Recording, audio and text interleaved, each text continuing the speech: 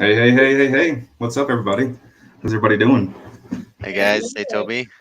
Hey, how's it going? So, good morning, everybody. Thanks for tuning in. Yesterday, we had Rod Cleef on. That was pretty amazing. Definitely sign up for his boot camp. It will quite literally be the best $47 you ever spend. It will change your life. Do that. It's a no brainer. We've got another great show for you today. Today, we're going to go over how this Rockstar team closed a 58 unit deal in just 3 weeks during one of the toughest times of the year. If you know anything about real estate, you know that just about everybody checks out after Turkey Day. So it's pretty phenomenal that they were able to accomplish this right after that during the Christmas season. So, guys and gals, how did you guys find this deal? Yeah, Toby, so I'll take that one. This deal, it was really the product of just some very consistent networking, both in person and virtually in communities like this online over the past year. Earlier in I'd say mid to late summer, another team reached out and they actually referred this deal to us. It was an off-market deal that was brought to them.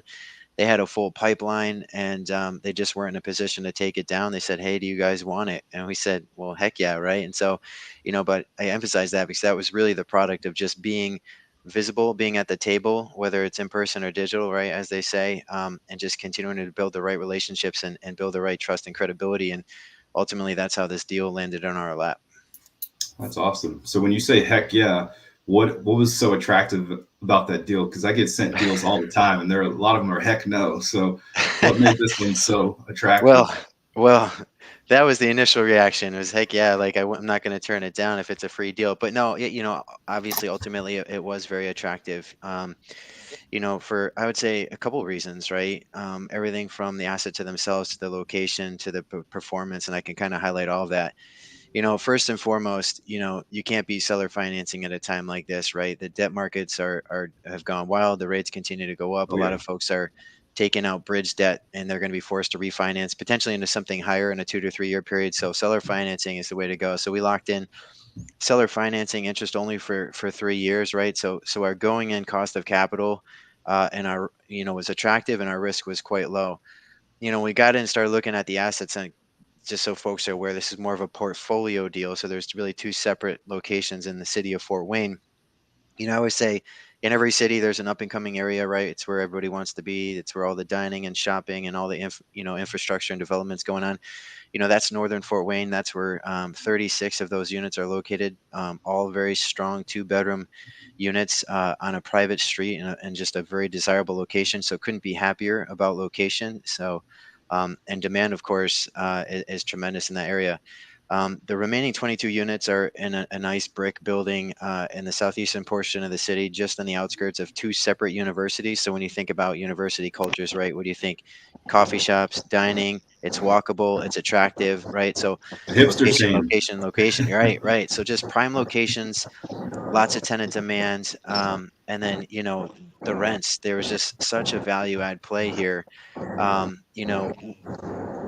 don't want to put the cart before the horse and let out too much too early, but we've got 2 bedroom units renting for 500 to 550 in some cases, and next door neighbors are renting them at 1,000 to 1,100. So there's tremendous upside. And Wow, if you look at the economics of the city of Fort Wayne and state of Indiana overall, CoStar actually cited it as one of the most affordable living communities in America. So there's plenty of room in the consumer wallet to sustain that rent growth, right? We're not overstretching ourselves because consumers are feeling the pinch from inflation everywhere. We're not sort of being overly optimistic in what we can get. We know that we can achieve those rents and sustain them. So just the upside's huge. The location is great. And the more we dug in, the more we loved the deal. So we couldn't say no. that's awesome. So Chris, you obviously don't know anything about the market. I'm joking. So other operator brings you the deal. It makes sense. What happens next? You guys assemble the super team. I mean, obviously, we skipped the intros here. I felt like we didn't need much because we all kind of live in the metaverse, and I feel like everybody already knows you guys. You guys are all such rock stars and have such a great following as thought leaders in the space. So we kind of glossed over that. But Yeah. what happens next? Did you guys assemble the super team? Was it like a quick text? Yeah, I would say it kind of was, so I'll say this, we really didn't get to a point where we knew we were going to move forward with close until right around Thanksgiving, right? As you said, people start to check out. Raising capital from there on out is really quite hard. And at the time we were looking at a capex budget of, or all in, including capex, closing costs, down payment, etc., of about a $2.1 million raise. And I asked Ryan and Danny if they wanted to get involved. They obviously decided they liked the deal. And we were talking, and Danny said, why don't you close? So we were targeted, I should say this, we were targeting a close in January of this year. We had roughly 45 to 60 days to raise the money. And Danny said, Chris, why don't you give your investors the depreciation in 2022? They're going to want that. And I said, I know, Danny, but I don't think we can raise $2 million in what really was about 3 weeks, right? Because if you factor in vacations and holidays, Yeah. and that's when they decided, Danny decided, the team decided that they could help.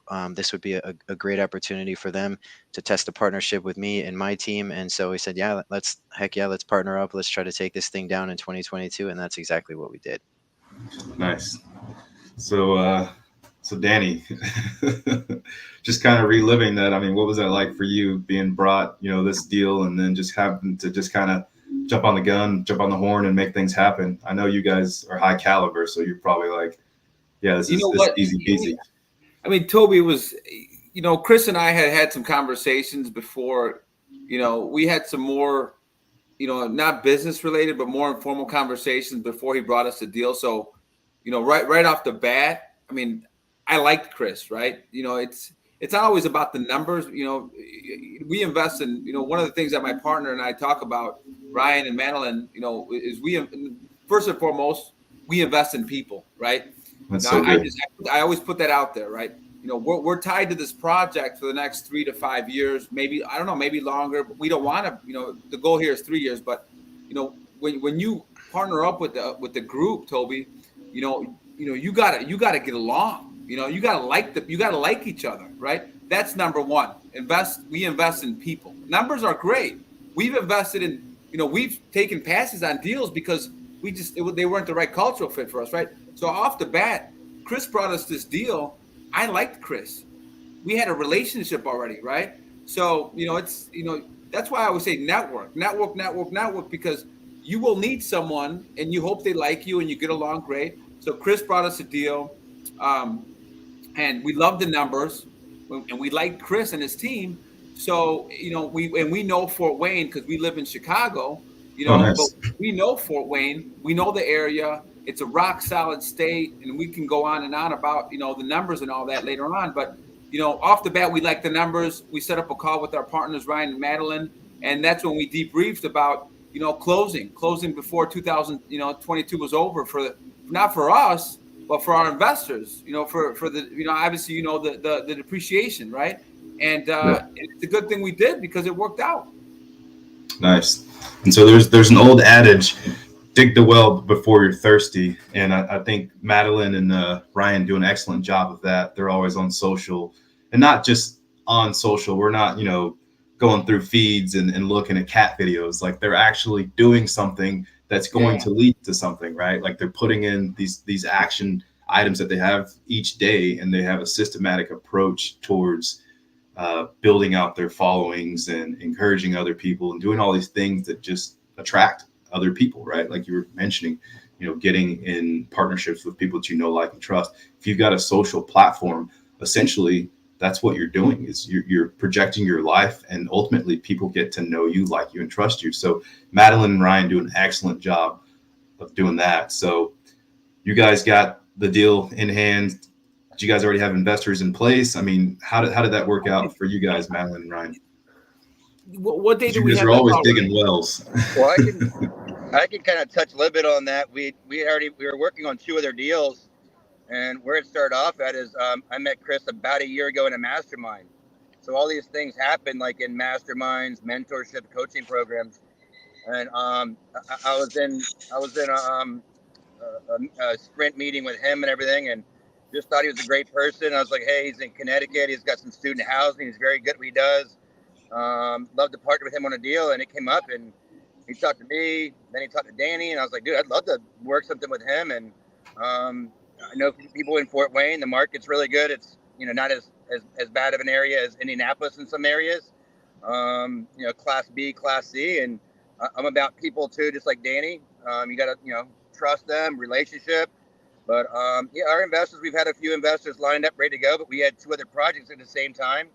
And then one thing we do is we, sign on the loans, Danny and them do, and then we all put in earnest money together collectively, and we strategize of, hey, when can we get depreciation, which was Danny's idea and Lindsay's.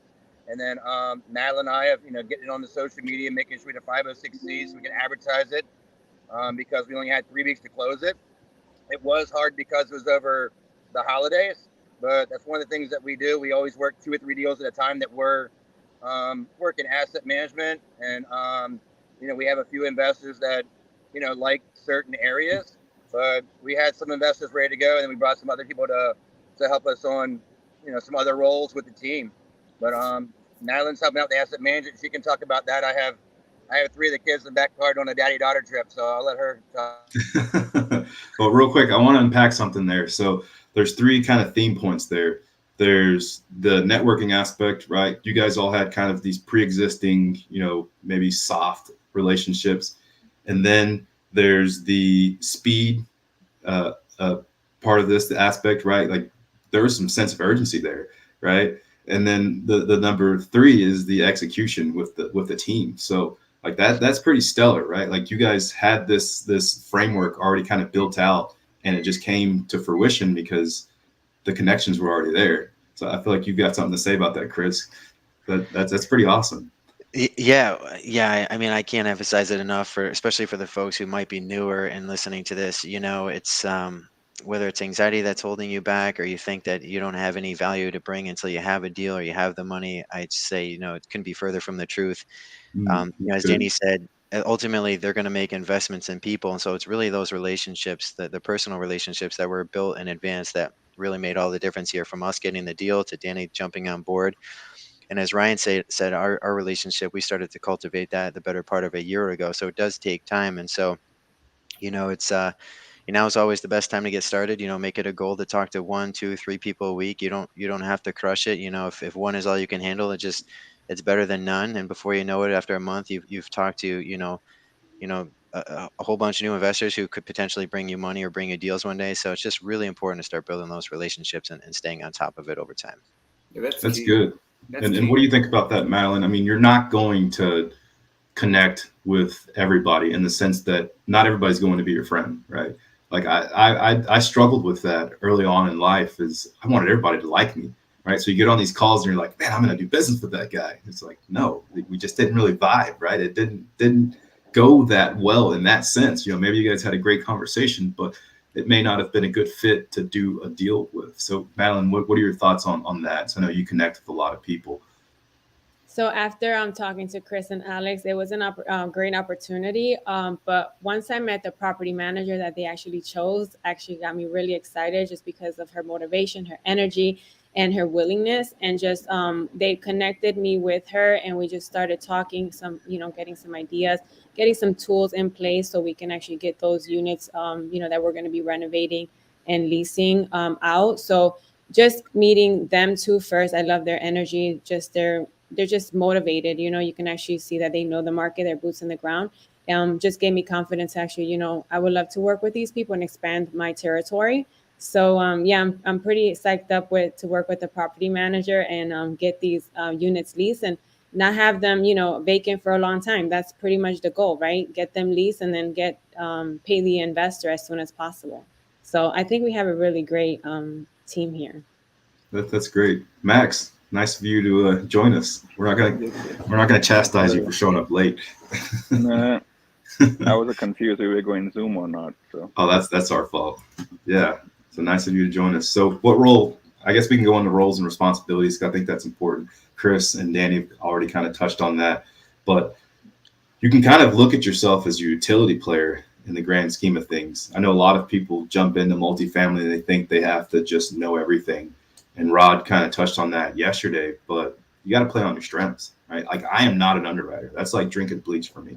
I will do it if I absolutely have to, but my strengths are going out, finding deals, shaking hands and kissing babies. Like I like to be in front of people. I like the art of the hunt. I'm sure, Danny can attest to that. We have, similar personalities in that sense. So Max, where do you fall in the grand scheme of things? So I was like everybody else. We had a pre-existing relationship with everybody. I spoke to Danny a long time ago. I know Ryan from a long time, really long time. So they got me into this deal, Fort Wayne. I was trying to get into a bunch of deals. But my specialty is capital raising, which I'm learning, and as well as asset management and underwriting. You can see the cool thing about Max, Toby, is the fact that after we wrapped up this project, Max sent me, and a lot of folks will say something, and then when it comes time to do it, they won't do it. And Max, when we closed it, he goes, "Hey Danny, next time you need some EMD money, let me know," right? And I love that. That's initiative, right? And then there's some folks that have said that to me, and then I'll reach out to them, and they never respond to me. Toby. Yeah, exactly. So. I got a great example. A company a long time ago took a risk on Linz and I put it out there. I'm a big operator, great partnership we still have going, and I said, hey, next time because we started out as GPs and raising money and then obviously signing on debt, and then I put it out there. I say, hey, next time you need an EMD check, let me know, and he did. He put me on the spot, but it was my shot. I took my shot and it worked out. So. Yes. You put something out there, follow through with your word, right? Because people will remember that. And Max, I'm gonna hold him up to that one day, and I know he'll deliver on it, Toby. So I'll be ready for it. Yeah, see, I love that. Max, you're cutting out there. His stream just cut out. Just kidding. No, Max, you're a solid guy, man. Really glad to have you here. So yeah, let's talk about the deal. Obviously, this deal's exciting, but let's get into some of the nitty gritty and the numbers and the strategy that you guys have coming into it. What do you guys have to say about the overall business plan? Chris? Sure. Yeah. So, as I mentioned before, these buildings are in pretty great shape from the exterior. You think it's kind of your cookie cutter cosmetic lift, I would say. On the interiors, they're pretty outdated. So there's an opportunity for us to go in and dress them up a little bit so that we can command some of those higher premiums. And so, originally we went into this project with a motherhood and apple pie kind of approach, as they say. Like in a perfect world, we would do all these things, and we would even do some exterior touches, and our CapEx budget brought our total raise up to 2.1. But Danny and I had some conversations. At the end of the day, it'd be nice to do everything, but it isn't needed to command the highest dollar, right? And so we really went through our work list and said, what is an absolute must-have for us to achieve the numbers that we set out to achieve versus nice to have, right? And so we were actually able to trim quite a bit of fat off that budget. What were you guys basing it? Is this off of just the comparables, the other properties? You guys doing some secret shopping? That's right. Yep, comparables in the area. And as I mentioned, some of the comparables right in that, basically within a stone's throw. Those listings just continued to climb, and as we looked harder into the condition of those units, we realized we really don't have to do as much as we think or as we would like. And so we were able to trim about 350K off the CapEx budget. And I don't think we made it too thin, right? I don't think we're stretching ourselves too far in the other direction where we might be in a dangerous position later. I think it's still very conservative because some of the units as is, we're not even putting a dime into one of them now. It's listed around $600 and we're going to be listing at about $950 tomorrow. In our original underwriting, I think we had that projected to be more like $890, and we'd have to put 10 or 11,000 into it first, right? So just do the math there. We're putting $0 into it, and we're achieving even greater returns. So we're seeing about a 50% climb in rents as is. Repeat that again, Chris. What was the number? 50%. 50%. So you just lost some of the HGTV folks because they're thinking you have to come in there and just Chip and Joanna Gaines the heck out of everything. But that's not true. And that doesn't put you in the category as like worst operator ever or bad landlord or whatever. There's this negative stigma there. But what people have to understand is, like my dad would always say, like you sew your coat according to your size, right? Like if this was a class AA property commanding, $4,500 a month rents, well then, yeah, you'd have granite countertops and you'd have stainless steel appliances.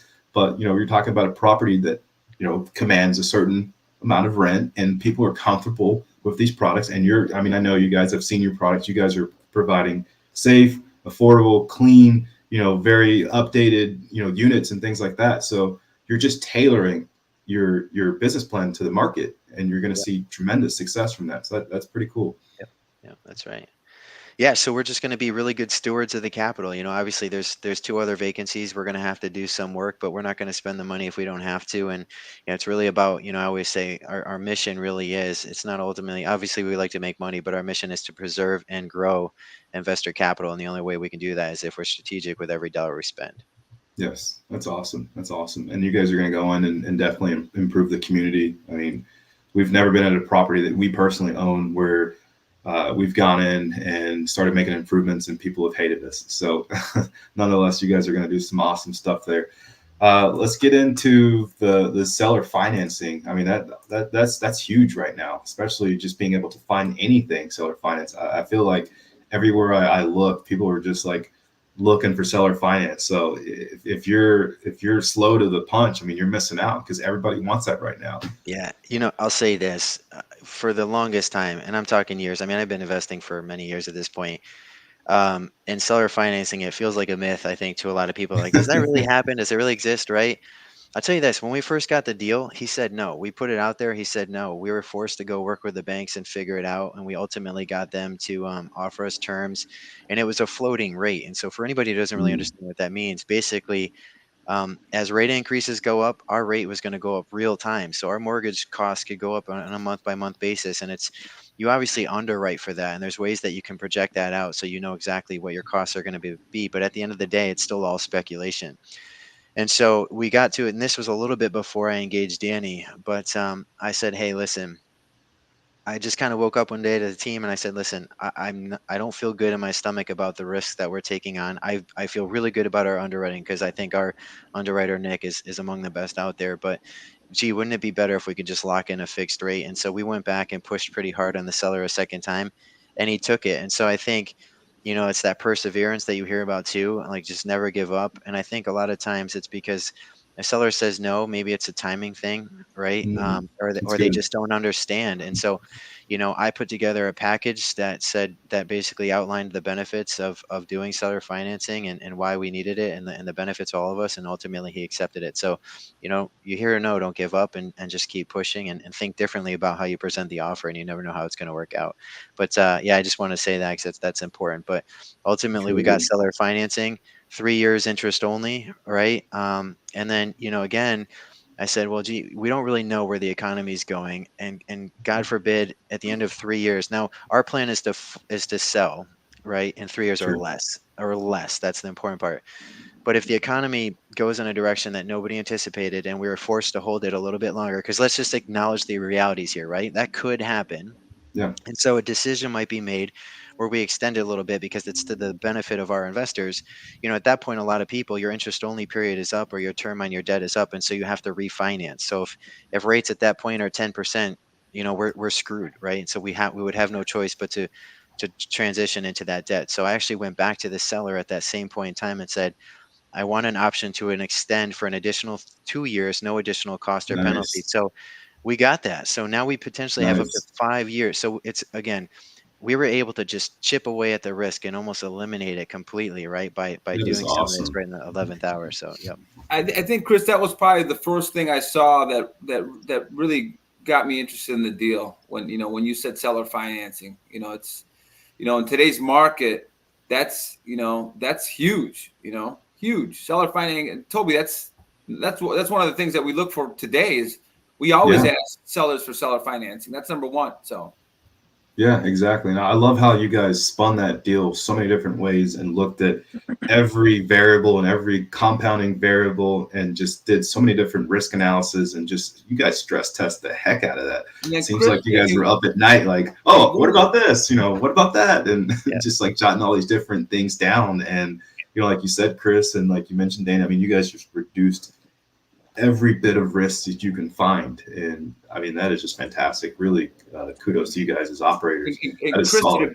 He did a great job highlighting all the exit strategies, right? We have more than one exit strategy with this portfolio, which is, you gotta have two, you know. So if we don't sell, and let's just say rates do go down, then we'll just refinance and get all our money back, right? So there's a bunch of different things we can do here. Yep. Nice. So you guys have owned the property for what, roughly about a month or so? Not even. Not even. We closed on the 27th of December, so yeah, we're coming up on just a couple weeks here. Okay, so what's in the works now? What are you guys currently doing? What kind of CapEx projects you have going on? Yeah, so well, during the closed period, we had 3 vacancies pop up, and one of them we're just turning it as is. I mentioned it earlier. We decided we don't really need to put a dime into it. The other 2, I would say, one is more of a light construction, so there's going to be some touch-ups there, and then the other one I think is going to be a little bit heavier. But my partner Alex, who's really the physical boots on the ground, working with the contractors, he's working through that scope of work now, and we're going to continue to turn the units as they come available. And we're going to take our time with it a little bit at first, just to make sure that the market is absorbing what we're putting out there. But the numbers that we're getting early are good enough where, that affords us that opportunity to take a little bit of time and be smart about how we do it. So there's always a sense of urgency, but I think we're in a really good place right now. So we're gonna move as the units come available.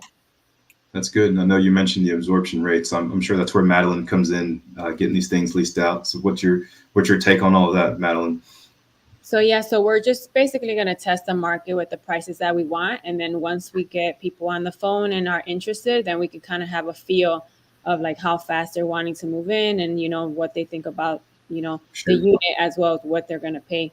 But usually it's the resident or the tenants are the ones who tell me exactly what they're looking for. But usually in other markets that I worked for, they fly like hotcakes. It's just the way you actually talk to them and you're motivated, excited about the unit.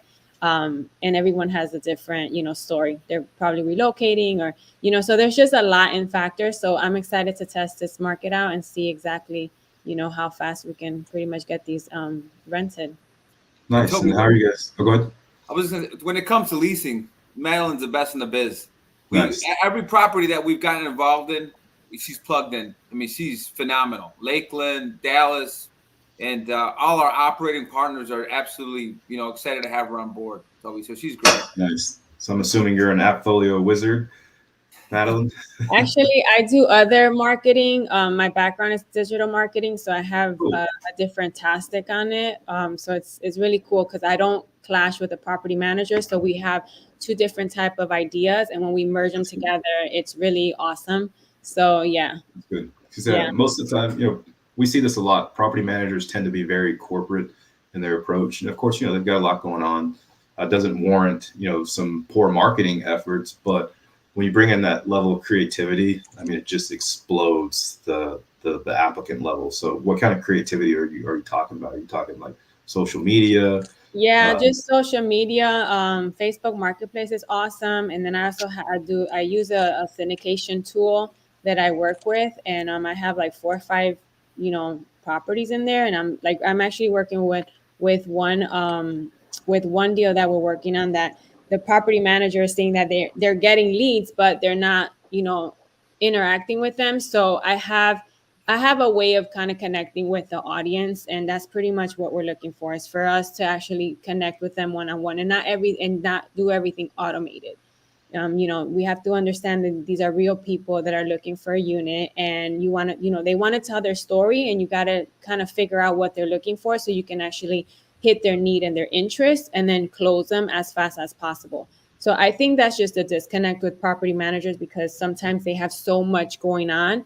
And when I come in, I take just that part and it helps them out. And I'm always following up. Following up is extremely crucial when you're trying to lease a unit or you're just trying to, get a deal done, So following up is that's just my main thing on a daily basis. It's just following up with these people and just getting them through the process. Wow. You guys are literally the dream team. So what's next? So you've bought the property, you've taken it down, it's stable, it's getting stabilized, and everything's working in motion. What other projects do you guys have coming up? How can people connect with you? How can people get involved, right? Like you said, it's all about making these connections and building that rapport. So how can people get involved? I think we just got lucky here, Toby. We always get lucky. That's all. Luck. I was looking at the numbers, Chris. We're actually exceeding our 3-year pro forma right now, Toby. That's how solid the numbers are. Wow. Wow. You saw that, right, Chris? Yep. We're Really exceeding excited. our 3-year pro forma. I mean, it's just like, Yeah, I wish I had 10 more of these things. Yeah. Well, we actually have 1 or 2 shares left. If anybody in the audience there is looking to jump into a project, we have an opportunity to bring a couple more people in. Nice. And how could someone do that? Who should I get in contact with? Chris is running point here, Toby. Okay. Yeah. So if Pretty anybody actually has an interest in getting involved as an LP in this project, 506C, remember, more than happy to share the materials with you and talk you through any of the specifics that you might have questions on. And of course, I'll handle the whole onboarding experience. But yeah, 1 or 2 spots left. You can still get the depreciation for 2022. I'll mention this really quick, and then we can get off it because I know Danny has a few other deals in the pipeline. But because we closed with just 3 days left at the end of the year, we're actually able to do something that I didn't even know about this, right? Who closes the deals normally right before the new year? At the end of this year, since we're doing all the improvements in 2023, we can file what's called a supplemental study with our cost segregation team. We can actually take another chunk of depreciation in 2023. So that'll be a nice bonus for any investors that do get involved. So you're going to get a double whammy on the cost segregation there. So Nice. That's huge. Yeah. That is massive. Well, cool. Are you guys working on any other deals? What's 2023 looking like for you guys? You know, we've all got a lot of cool, exciting stuff coming up. So what are you guys working on right now? Yeah. Well, I know Anything Danny you want to divulge? A lot of top secret stuff. We always have something going on. I mean, we have our awesome mastermind that we started, Toby, right? You and Yeah, Ryan sure, are spearheading that. And we That's just 7. got lucky enough we got plugged in with you guys. It's all about relationships. You know, teamwork makes the dream work. You know, by knowing you and Ryan, you guys invited us to be a part of it. So, I mean, there's always something going on. Just network, you know, get to know folks that are doing real estate. That's it. Exactly. Yeah. I think outside of the fact that this deal is just ridiculously awesome, if we could sum up the call, I think the key takeaway would be just to network. You know, get out of your comfort zone. Like Chris was saying earlier, make it a point to set some sort of, you know, KPIs and really abide by those. Like get out, talk to people consistently. You're literally one relationship away from changing everything. It only takes one relationship, one awesome person to change everything. That's right. That's fantastic. Yeah. Thanks, Toby. Well, You've been great, man. Any no questions? We're good? No questions. All right, we're good. Max, are you at the beach? I see. What is that? Is that a palm tree in the background? No, that's the home I built last year. Nice. You living the good life there. No, it's back home. We'll be expecting an invite soon. Yeah, that's why I talked to Danny about it. We're gonna have. Is that a pool as well? Yeah, it's a pool and a pool house back there. And I'm all right. Well, you got to be good with skinny dipping. So yeah, we're gonna have our first retreat at his house for the F7 Mastermind. Oh, let's make it happen. Yep, you're all welcome. Yep. We'll get a couple boats, Toby. It's gonna be good. It's gonna be fun. Let's do it. You know, Let's do it with our clothes on. Yeah, my clothes will be on. All right. Well, this has been an awesome show. Cool. You guys are truly rock stars. Can't thank you enough for joining. Once again, here's Chris's email if you guys want to reach out about the deal. Definitely take advantage of that, especially with the bonus depreciation. And any other closing remarks? Thank you. Thank you. Thank you. Appreciate it. All right. Appreciate you guys, everybody. Yep. All right. Hope you have a great day. Yep. Thank you.